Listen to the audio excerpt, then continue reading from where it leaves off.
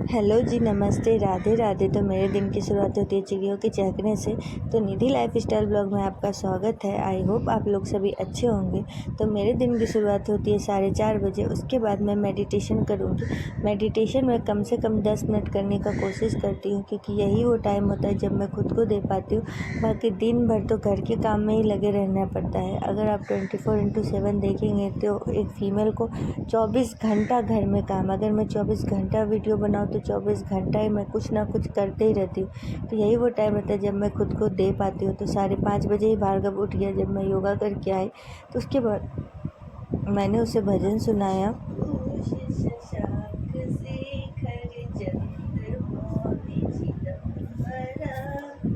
कोटि कोटि प्रणाम शंभु, कोटि नमन।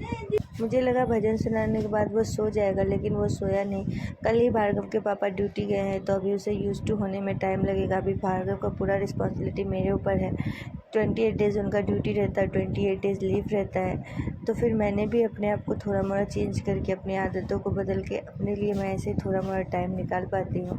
उसके बाद 1 घंटा कोशिश करने के बाद फाइनली भार्गव सो गया है। तो फिर मैं आ गई झाड़ू लगाने के लिए। तो मैं फटाफट झाड़ू लगाऊंगी, क्योंकि मुझे नहा के पूजा करना है, जिसमें मुझे कम से कम 1 घंटा लग जाता है।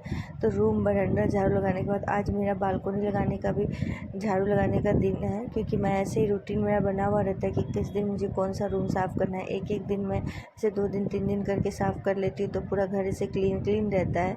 तो आज मैं बालकोनी साफ़ करूँगी। तो जो भी एक्स्ट्रा पत्ता पेड़ मतलब हो गया है, वो सब मैं निकाल के अच्छे से पहले वो निकाल लूँगी। उसके बाद मैं फटाफट साफ़ करूँगी, क्योंकि मैं यहीं पे योगा या दिन भर भार्गव को रहता है शाम में भी। तो फिर अगर ये साफ़ रहता है तो फिर अच्छा रहता है।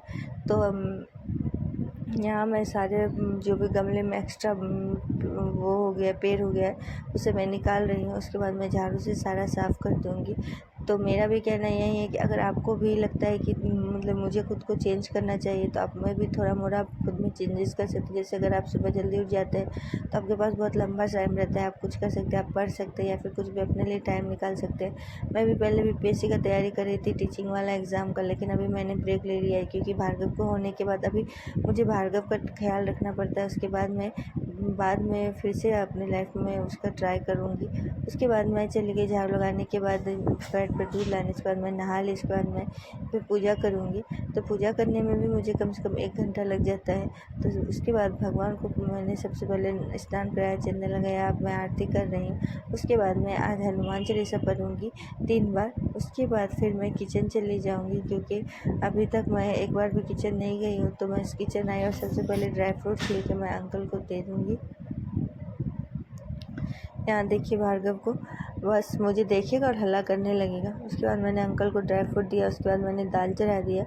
एक तरफ दाल और एक तरफ मैं परवल को ऐसे कट कर लूँगी, क्योंकि आज मुझे नाश्ते में सत्तू का पराठा और परवल का भुजिया बनाना है, और खाने में दाल रोटी और परवल को इस तरह मैंने पका दिया है, क्योंकि उसका परवल का चोखा और साग में बनाऊँगी। तो जब तक परवल पक रहा है तब तक मैं फटाफट साग को भी इस तरह से बीन लूँगी। उसके बाद साग को बीनने के बाद मैं आटा सानूँगी। तो सबसे पहले मैं भुजिया चढ़ा देती हूँ। तेल डाला मैंने कढ़ाई में। उसके बाद मैं डालूँगी जीरा, हरी मिर्च। उसके बाद फिर मैंने परवल को जो काट के धो के रखा था उसे इसमें डाल के, फिर परवल जब तक हमारा बनेगा तब तक हम आटा सान लेंगे, साग काट लेंगे। तो इसी तरह से आप एक टाइम में 3 से 4 काम करके हमें जल्दी काम करना पड़ता है। तब मैं परवल को डालूँगी, फिर मैं इसमें डाल दूँगी नमक हल्दी। तब तक परवल पकेगा, तब तक मैं आटा सान लूँगी। यहाँ सुनेत्रा दी को मैंने बोल दिया आटा लगाने के लिए, तो वो फटाफट आटा लगा देंगी। तो मैं पराठा बना लूँगी। सुनेत्रा दी बहुत काम में मेरा हेल्प कर देती है, तो जिससे मेरा काम बहुत आसान हो जाता है।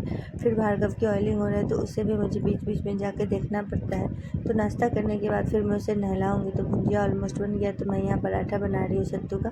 तो सत्तू का पराठा बनाने के बाद मैं और अंकल दोनों नाश्ता कर लेंगे, क्योंकि भार्गव के पापा तभी ड्यूटी पे हैं। तो अंकल आ चुके हैं मेरे दिल्ली से। तो यहाँ मैं और अंकल बैठ के भी नाश्ता करेंगे। उसके बाद मैंने भार्गव को नहला दिया। फिर मैं भार्गव को विटामिन डी का दूँगी, और मल्टीविटामिन का ड्रॉप जो डॉक्टर ने प्रिस्क्राइब किया वही मैं अभी दे। तो फिर ऐसा रहा मेरा आज का दिन। आई होप आपको ये वीडियो अच्छा लगा। वीडियो अच्छा लगता है तो please do like, share and subscribe, और वीडियो को पूरा देखिए। अच्छे कमेंट कीजिए। अगर मेरी कोई भी आदत आपको अच्छी या बुरी लगती तो मुझे कमेंट करके